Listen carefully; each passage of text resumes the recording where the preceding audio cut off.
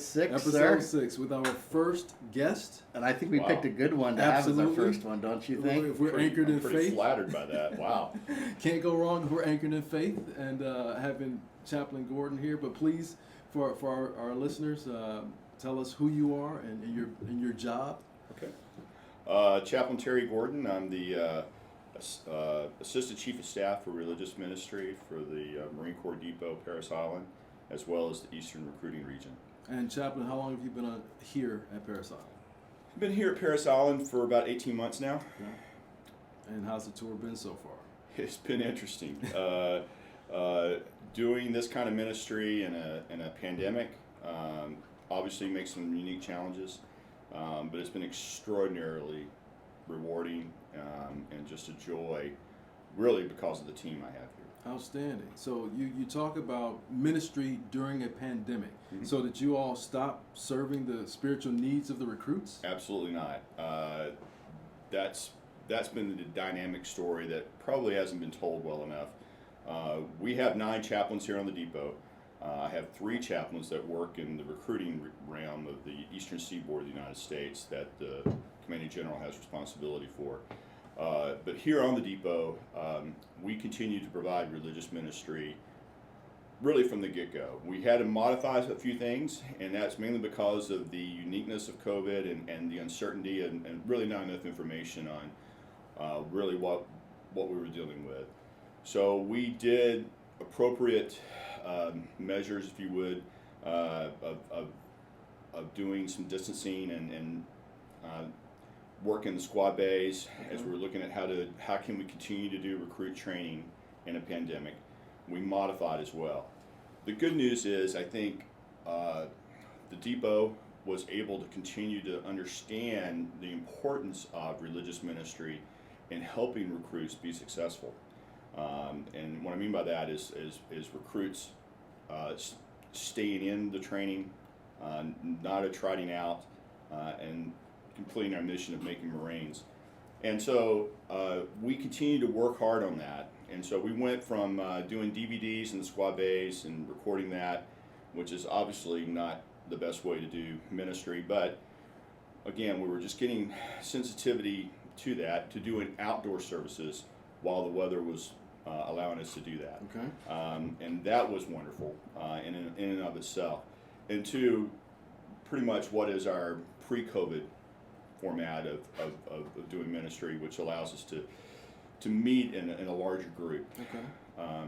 which builds community and allows our other faith traditions to be able to participate, which is always a challenge when we're dealing with lay people to come and help us. Okay. And so I think that's just so testament to the Naval and Marine Corps tradition, and that is we're going to execute the mission no matter what gets thrown at us. Your colleagues have been in a lot more difficult situations going back to the 1800s, 1900s, and different islands throughout the world, and you still got to get out there. I think one thing I'd love to really pick your brain on, we could talk for hours today. I know we don't have that much time. You're a busy man. But the importance of the mind-body connection to the warrior. We focus so much as a warrior, be it in business or in the military, about how strong we are and how tough we are. Mm-hmm. But we recognize, we're starting to recognize more now that if you're not tough upstairs and you don't have your emotional balance in life available, you're not going to be very effective. And we'd love to just some general generic discussion from you on the importance of spirituality and mindfulness as the warrior builds and grows. Well, I won't claim to have the expertise in the mind sciences, psychology, and but I can attest to what you're talking about. And what I mean by that is I think life in and of itself is a challenge for people as they grow from adolescence into adulthood, and the challenges of adulthood are going to lead people to depression at times, and sometimes that's just normal living. Loss of life, loss of a loved one, a crisis in their lives may drive people to that. I think what we have found is, at least from my experience and as well as what we see in these young recruits, is when they have that balanced understanding of what it is to have a personal self-identity of spirituality for themselves, of their own faith, and we emphasize that here to allow them to see how that faith helps them through the crucible of this training environment, which is, as we all know, is the most arduous training environment in the military, and it's demanding and it's exhausting, and for that 1 hour to 2 hours, whenever we're allowed to do to expand our training back to pre-COVID levels, that gives us the opportunity to emphasize that spirituality for them. Many of these young recruits that we get out here, and I'm speaking pretty much from the depot level, don't have any identity. They may have a sense of some kind of spirituality growing up, but most are have no grounded spirituality. They have an identity mainly that's passed on generation to generation from family, but they haven't been practicing that, or if they've never practiced it. And so the depot here gives them that opportunity to understand what that is. They see a Christian perspective as our largest service here, but they also see it from the identity from a Catholic perspective, from our Jewish services here, as well as our LDS services. And then we have a kind of a liturgical service, a Christian liturgical service. And we encourage our recruits to understand what it is that's important to them. Chaplains have the opportunity to discuss that with them, and if they're struggling, then we have dialogue with them. It has to be done in the training environment, because again, making the Marines is the most important thing, but we emphasize the importance of the person's identity of who they are, to build that toughness in them, that resiliency, for them to be successful in both as a Marine, hopefully, but also in life. And that's kind of the gauntlet I've laid out to my chaplains, is that you have the unique privilege of having an impact on this young recruit's life that will be with them forever. And so it's not about, it's mainly about making the person better. And we know this at graduation, the pride that these young Marines have when they're standing tall, and the transformation that's taken place is extraordinarily profound and fulfilling. And I think spirituality plays a key role in that. And I hear that from the parents when they talk to me and they share about the letters home. And so you get a sense of really an appreciation of that. Again, I think from a Marine perspective, talking about a warrior perspective, the ones I've seen most effective have had some sense of identity beyond the traditional, hey, I'm a warrior, I'm a person that's ready to go into the fight.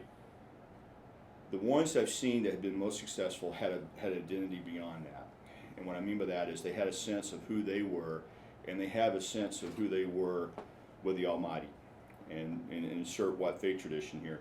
I've seen that from veterans from World War II, from Korea, Vietnam, and in the current conflict. They may call it something else, and they may discover the identity later, but they have a sense of incredible, profound loyalty to their fellow Marines, and that sense is built on more than just the Marine Corps ethos. It's built on, really, I think, a God-given love they have for their fellow man and woman that they're serving with. And that profoundness kind of carries over. And I've seen that over and over again as a testimony to that. So, Chaplain, can you, you mentioned crucibles, and Parris Island is known for the crucible, that test that changes the recruit into a Marine. In your career, can you talk about one of your personal crucibles and what you learned from it, and the importance of your personal spirituality throughout that process? Wow, yeah, great question. My experience in my 30 years is kind of unique. Well, obviously unique to everybody. From every experience is individual. But my first tour was with an infantry battalion, 3rd Battalion, 9th Marines, and I found myself as a infantry battalion chaplain of a battalion of 1,000 Marines that were deployed in a combat zone in Somalia. And that was profound because I had only been a chaplain for 3 months. and found myself in this unique world of working with Marines that are warriors in and of themselves, and then trying to deal with all the challenges that Somalia gave us. And the mission there was to basically to bring relief to the society and to feed people, make sure people were being fed, and opening up the supply lines that were being used as extortion in the warfare that was going on there. That was profound for me. I don't think I was emotionally prepared for that. I dare say I wasn't spiritually prepared for that. Okay. But I'll tell you, that crucible that I went through with my battalion, those Marines supporting me and loving me, they wouldn't necessarily call it love, but you know, they do it by other actions that, you know, hey, you're our Chaps, you know, you're our guy, and the identity that I kind of cultivated, that set my future up. It established me as a chaplain, not just as a minister, and it's profound. You know, through some of the episodes that happened, it was traumatic for me. It was traumatic for a lot of my men. It was an all-male infantry battalion, but it's I'm still dealing with some of those things on a personal and spiritual level, but it was holistically something that formed and shaped me and solidified my ministry that's lasted now for 30 years. Outstanding. So, sir, I think when we look at that crucible and that journey to the crucible, and this is agnostic from the military to business to anywhere else, it's you're going through a lot of challenge and difficulty to prepare you for the crucible. That's why training is difficult. That's why it's so ungodly difficult as an entrepreneur to get started when you don't have enough money for payroll, you don't have the right team in place because, again, maybe they're just not as qualified as the people you work with in corporate America, the ups and downs of that. And I could tell you as a Marine veteran, as a firefighter, nothing has taken me to my knees harder than being an entrepreneur. And what I find is as that time goes through, you get into your crucible. And in the crucible, there's two options. One is the abyss, and the abyss stands for failure. It stands for destruction. It stands for giving up, and sometimes it's death. And the philosopher Nietzsche once said, when you stare long enough into the abyss, eventually the abyss will stare back. And we've seen this with people that are in bad relationships or having drug or alcohol problems. The longer you're in that abyss, the harder it is to get out. But to get through that crucible, you have to transform and change. You can't keep doing the same thing over and over again, or you're going to get right back to it.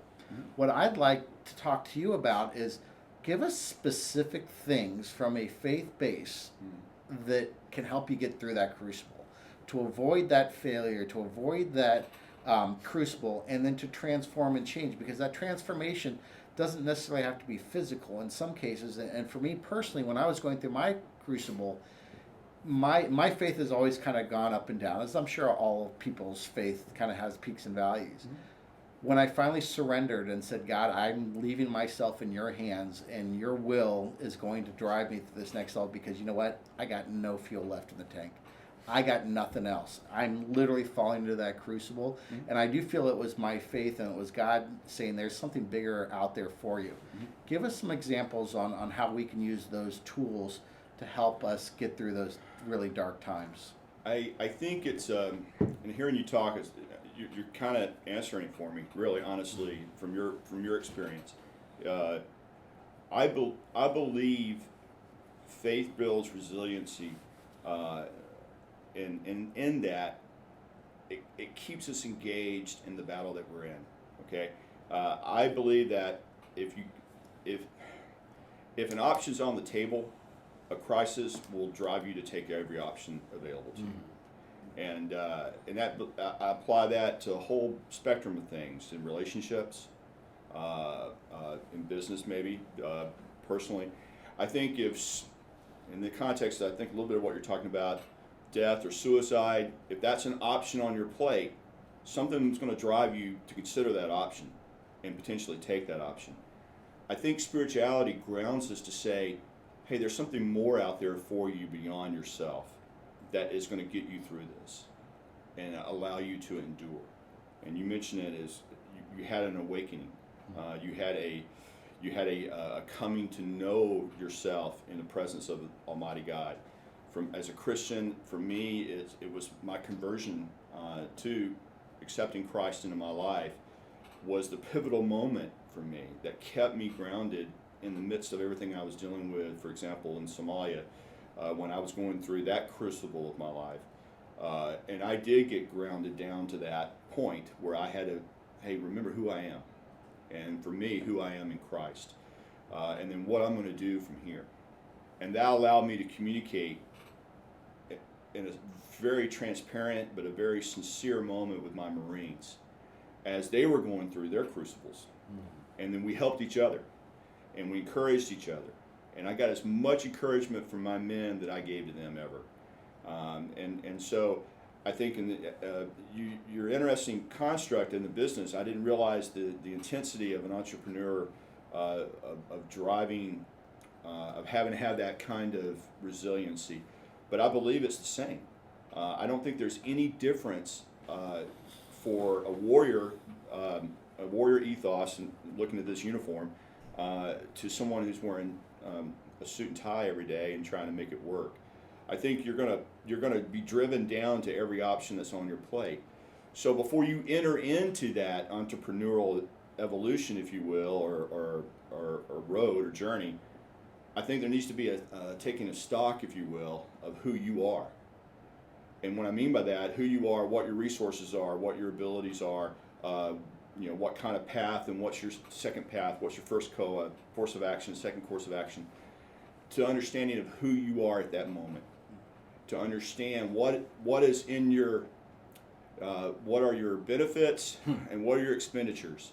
And so you're doing that analysis, if you will, and it should be, I think, and correct me if I'm wrong, it should be done on a consistent basis, because there's going to be a time when you're going to spend all of the things that are in your benefit package, if you will, and then what are you going to be left with? Well, my hope is that we all will be left with that sense of who they are in their spiritual life and their ability to draw from that. Gosh, that's so true, and I think your words have really cut very deeply into me here about when you're faced with that crisis, all those options are available.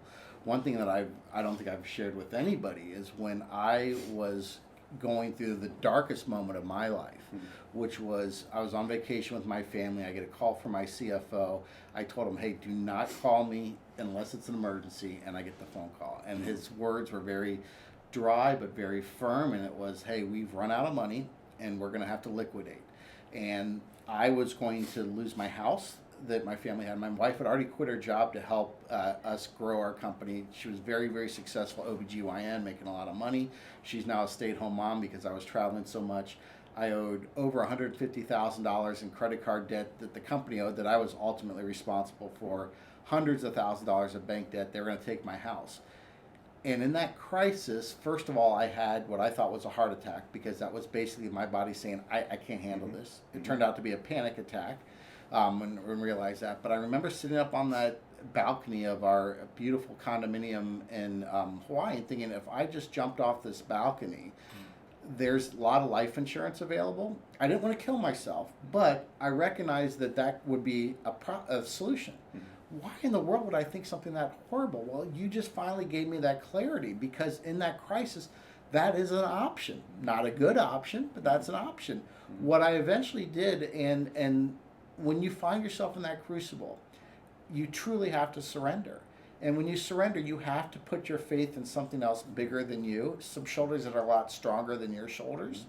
And that's what I did. And when I had that conversation with God, it was a lot deeper than a prayer. It was a true conversation to give him back, where I said, if I'm done, if this is it, give me a sign. But if it's not, give me a sign. Let me know what's going to happen. And when that happened, when I finally surrendered and I didn't try to fix it, because there was nothing I could do to fix it, the peace that wrapped over me was just like a warm blanket. It was just absolutely beautiful. Now, what's interesting is 3 days later, I'm literally numb. My business is going to fail. My company is going to be gone. I'm literally going to be out of a house, and that's fine. I'll figure it out. That's part of being an entrepreneur, is failing and coming back again. I'm sitting on an airplane flying back from Honolulu to Atlanta, completely sold out aircraft, there's an empty seat between me and this other guy who's kind of large like me also. Unfortunately have not kept my Marine Corps physique intact over the decades since I've been out. But we start joking about, hey, we feel sorry for the schlep that's going to sit between the two of us because it's going to be one little tiny seat with two big guys on either side. And just as we were saying that, they closed the door, and it turned out that guy didn't show up. Now, what's the chance that it was an oversold flight? So we start talking. He asks me what I do, and I tell him what I do, and I make exit signs that don't need batteries, light bulbs, or electricity.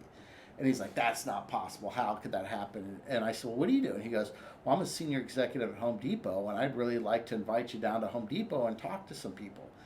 And that connection that we had, you can call it coincidence. I know it's not coincidence. That turned into a $20 million account for my company. Not only saved us from liquidating, but allowed me to touch so many people. And we ended up getting awards and meeting the CEO of Home Depot, brought me up on stage, but it was all because of that surrender and asking God to help me out because my shoulders weren't big enough and I couldn't handle it. And that truly transformed. So for me, that was a very visceral experience in that. And I learned that from being down here at Parris Island.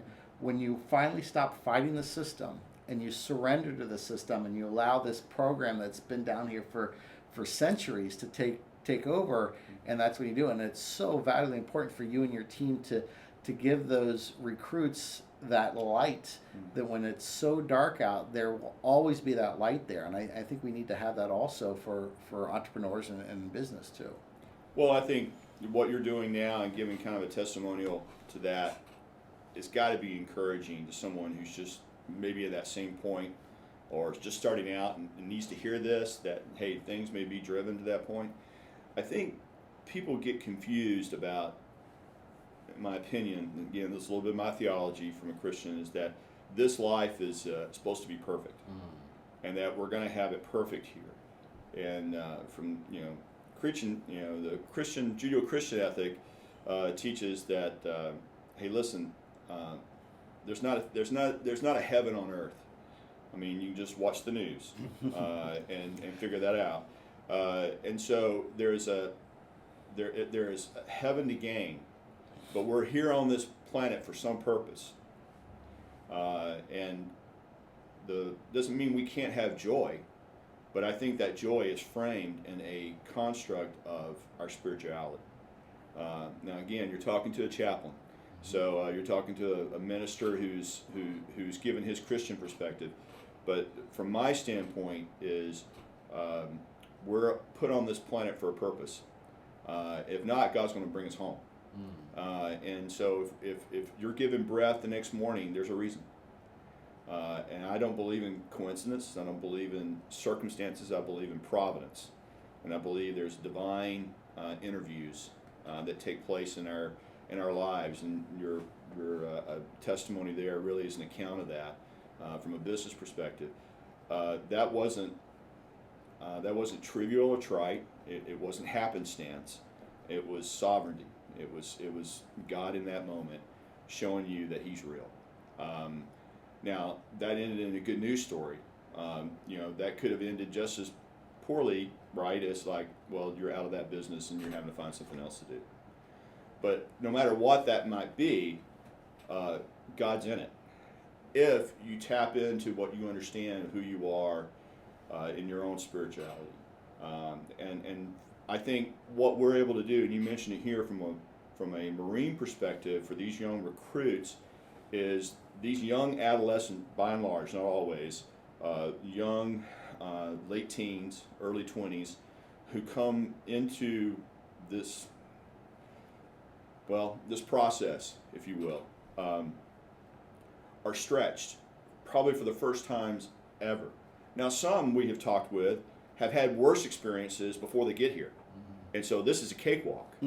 Now, because unfortunately there's some challenges that some of these young people come from that are horrific and horrible, that this is great for them. But by and large, this is truly the first time they have been stretched, they have been challenged, they have been pushed, they have been to the point of sheer exhaustion, both emotionally, physically, definitely, but also spiritually. And so it forces them to consider, what is it going to take for me to get over this evolution or this event or this day that I'm having. And so that's the joy of being in a controlled environment, which the Marine Corps recruit process is a very much a controlled environment with a lot of supervision. But they still apply that tension, that crucible, if you will. And I think we are getting these young men and women at a very critical time where we're trying to introduce the spiritual aspect to them. And so it grounds them, in my mind, that stays with them forever. Your identity as a Marine has stayed with you throughout this whole process. And that's one thing I love about the Marine Corps. There's a sense of identity that stays with you the rest of the life, that I'm always a Marine. And I think, too, that spirituality does, too. And that's the joy that I think we have in helping them tap into both of those at the same time. That allows them to see exactly what you experienced in your entrepreneur experiences, that it does play a role. It does play a part. And it could be probably the most critical part, as it was for you at that moment, where you were able to see a touch of God in the midst of what you're doing as an entrepreneur. I think these recruits had that same experience when they hit the tower or when they hit the actual crucible that we have here, in different evolutions where they are stretched to that point where they see that touch. And that last, then they know they can face anything. Hey, I've done this, I can do anything else. So in the military, we don't give you a whole lot of options to choose. You're going to go here for chow, you're going to go here for this or that. Yeah. And I think as a civilian world, we don't always give people the option and the permission to allow God into our life, because it's not forced, if you will. I remember down here, it was almost forced, and I'm glad that happened, because that not just gave me an opportunity for it to be open, but it allowed me to get there. You talked a lot before about God's presence. I truly, and in my heart of heart, believe that's there all the time, but not a lot of people embrace that, and not a lot of people open that, and they're not willing to open up to those coincidences that aren't coincidence. And as an entrepreneur, as a warrior, as people that are going through that crucible, we have to recognize in that darkest time, that is the time that we really have to make sure we're opening our heart and trusting that we may not be able to fix it, and that's okay, because there's something bigger out there that's helping us. Well, we're in a culture right now, and as a society, where what I'm talking about is not necessarily valued or appreciated by some, by many, and definitely from a mainline society standpoint. Having a personal held belief or faith is not something that people encourage or even applaud. You're kind of looked down on, or you're looking as being lesser, or perceived as being weak. But the old adage that I believe went all the way back to, I think, World War I know it's in World War II, that there are no atheists in foxholes, is true.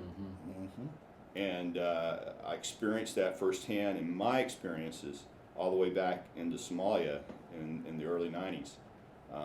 Where, yeah, you found spirituality. Now, that's something in my mind that reinforces what we've been talking about, is when it matters, what matters. And I think often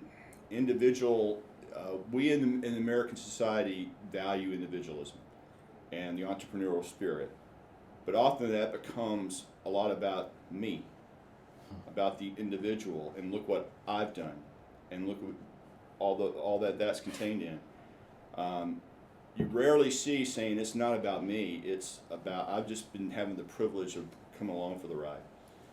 And they give something to God or to a higher power, understanding that it's not about them. And so I think that is a sense of understanding that's pretty profound. Now, can an entrepreneur make it and not have this divine? I'm not gonna critique that, but I'll say that every person, every human being, has a spiritual component that has to be dealt with. And from a Christian perspective, I have a strong opinion about that. But I've also seen other people from other faith traditions, and I've seen that play a role in their lives. It grounds them. It gives them a sense of serenity about who they are, in my mind, it tells you that you're not always in control, but somebody else is. And so you have the ability to deal with those crises, and it, from my perspective, it brings you to your knees and allows you to say, hey, I don't have control, but I need your help here. Chaps, thank you so much today for engaging in this discussion, talking about mindfulness, faith, spirituality, encouraging those who tune in to take a personal inventory and take a look at where they are and what works for them and what they believe in. Zach and I like to close each episode dedicating the podcast to a fallen service member. Would you mind doing that for us? Well, there's one individual, and maybe because I'm in this particular job, it was one of my predecessors here who died on active duty. Happened to be a chaplain, but his name was Brian Weaver. And Brian and I weren't extraordinarily close, not having the opportunity to serve together, but by reputation and also by our encounters as senior chaplains, I value to come to know him well, and yeah. So he did not experience he did not die on active duty while in combat, but he had a wealth of combat tours in his career. He was known as Battle Chaps, and because of that, and beloved by the Marines that served with him. But yeah, I sit in this room in this office that I have, reflecting on him quite often, and the ministry that he had on Marines specifically, but also on his colleagues. And so I hope I'm as good as him. Well, thank you, and we'll dedicate this to Battle Chaps. There you go. Hoorah. Right. Well, sir, let's go ahead and conclude our last episode with Semper Semper Fi. Fi. Awesome. Simplify.